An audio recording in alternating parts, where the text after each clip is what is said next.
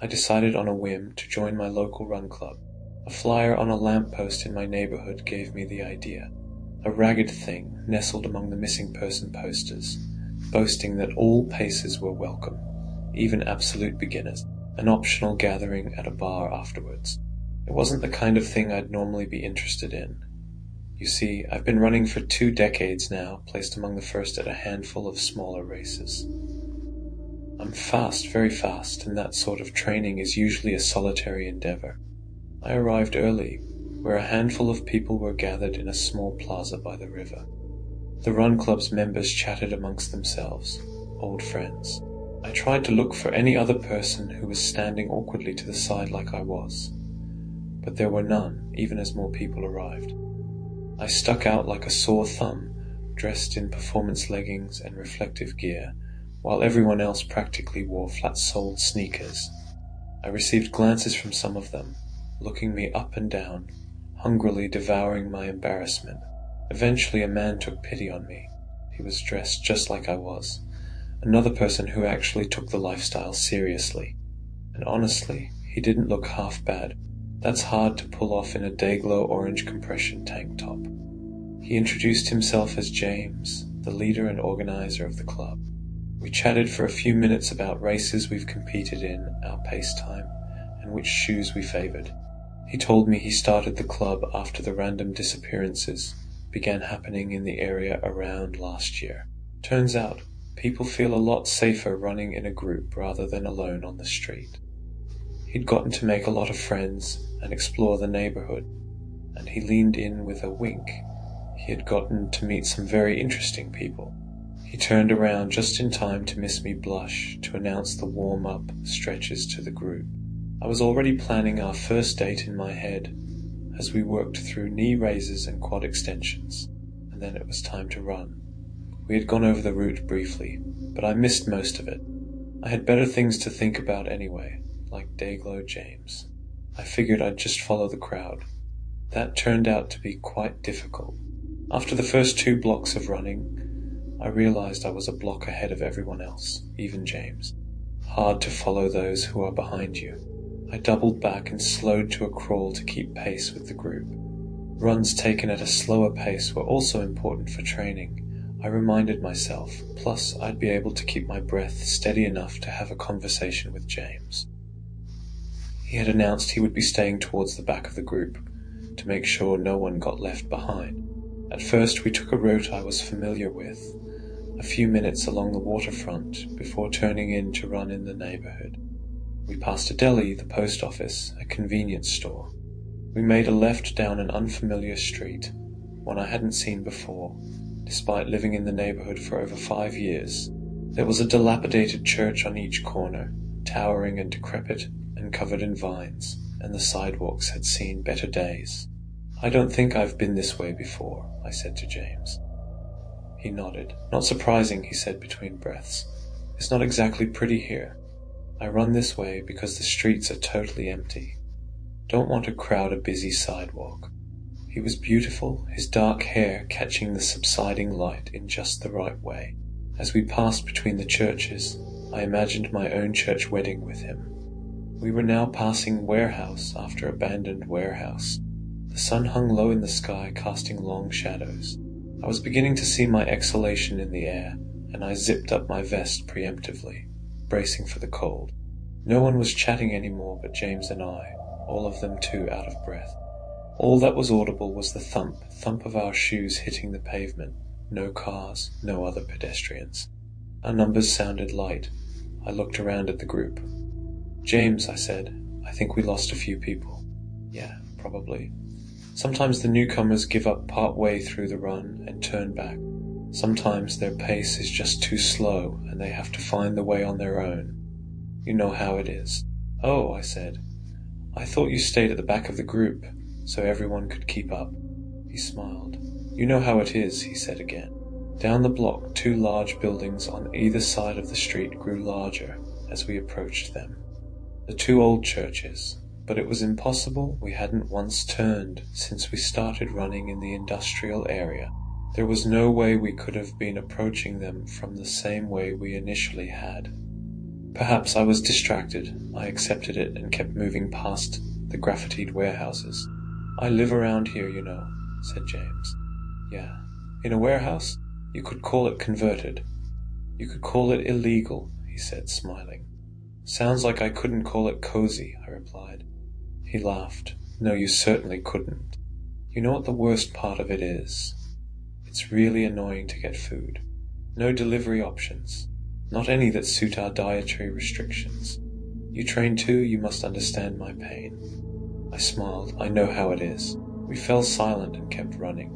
I looked around and realized there were fewer people still, bringing us to around 15 total. "Maybe we should slow down? People seem to have trouble keeping up," I said. He shook his head.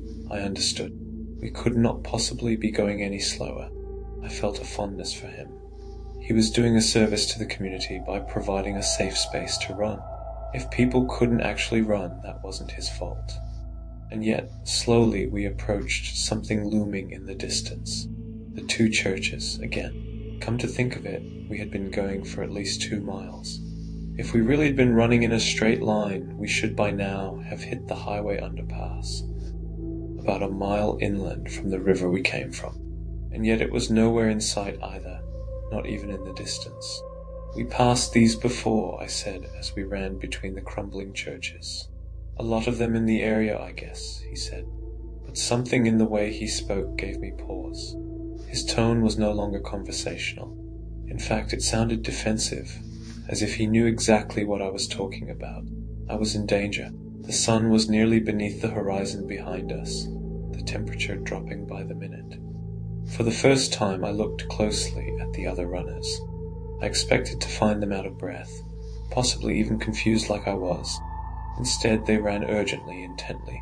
The effort they appeared to exert did not match the speed they ran. It looked like they were almost running in place, slow motion only in pace, as if they were charging through deep mud, and every single one of them was crying.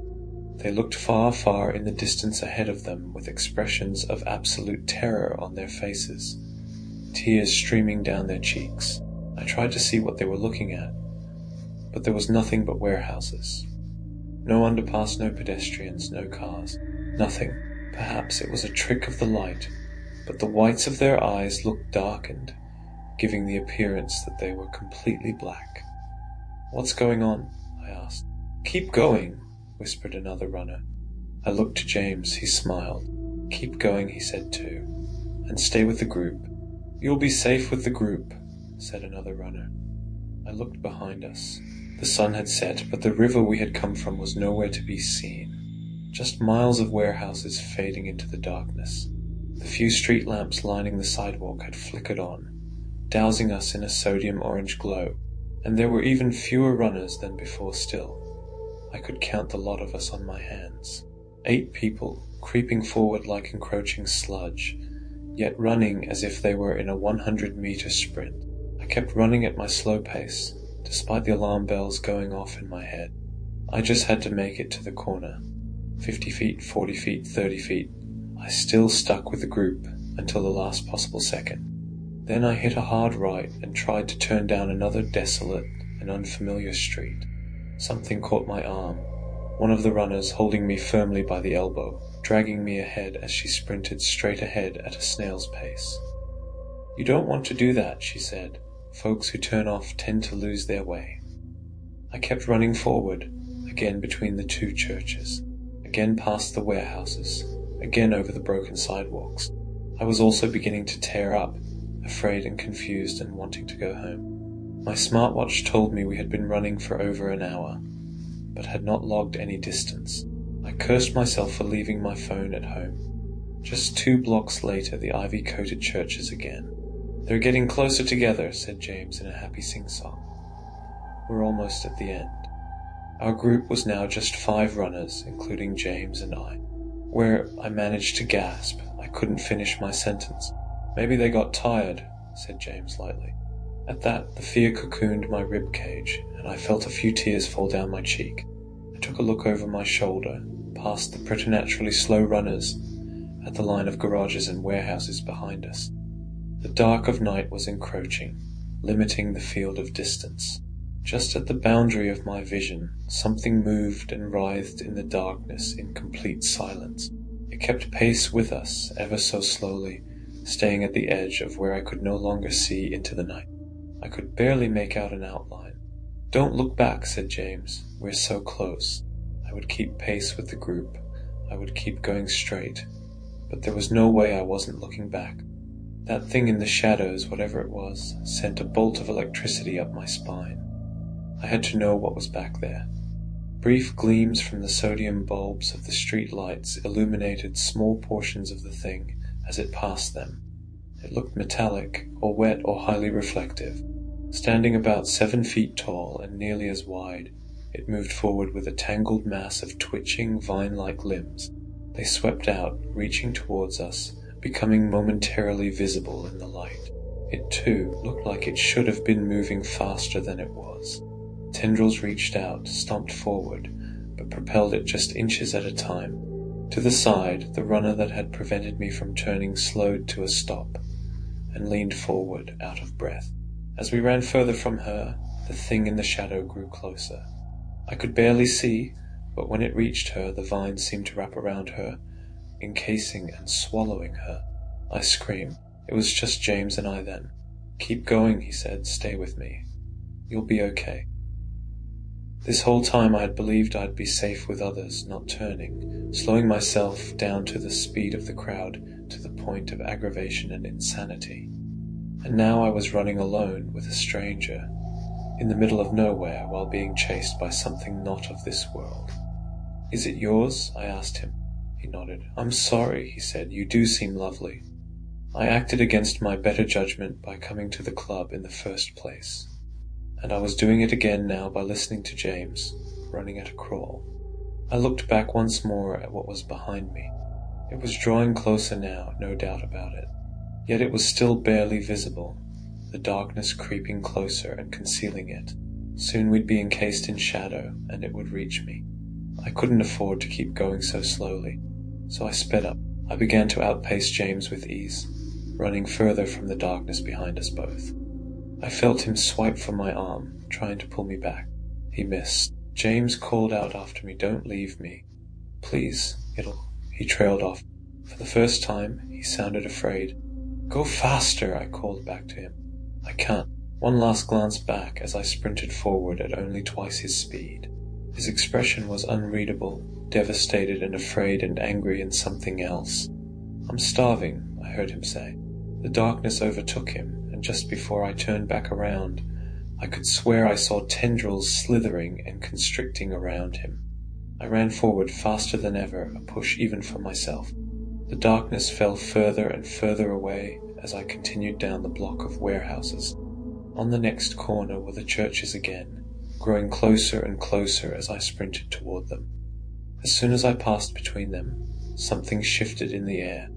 I was no longer surrounded by warehouses, but the blocks of my neighborhood I was familiar with.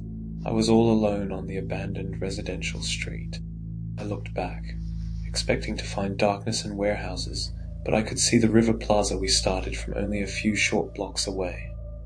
My watch read 3 a.m., goosebumps still raised all over my skin. I ran home as fast as I could and called the police as soon as I was reunited with my phone. Of course, I sounded exactly the way a sweaty, exhausted lady at 3 a.m. would. I was quickly dismissed. Perhaps they would have taken me more seriously if I told them what I saw on my way home. On a lamppost, a ragged thing nestled among the Run Club posters, was a missing person poster with James's face. He's been gone for over 4 months, and was the last one to go missing. Running should be a solitary pleasure. I know that now. But it's been months since this happened, and something is drawing me back. Maybe it's the increasing number of disappearances in our small city, or maybe it's the fact that an equal number of new Run Club posters have been going up. I'm terrified, but I know I need to get to the bottom of what I saw. Maybe I'll go back to Run Club,